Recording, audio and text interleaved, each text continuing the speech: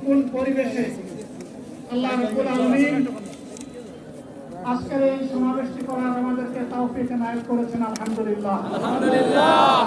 2 দিন আগে ঝড় বৃষ্টি ধরেছে। অনেকে আশঙ্কা করেছিলেন কি হবে, মানুষগুলা সেদিন কি শান্তিতে বসে দুটি কথা শোনার সুযোগ পাবে। আল্লাহ রাব্বুল আলামিন আজকের দিনটা অনেকটা এয়ার কন্ডিশন করে দিয়েছেন। আলহামদুলিল্লাহ। বৃষ্টি নেই, তীব্র রোদও নেই। আল্লাহ তাআলার পক্ষ থেকে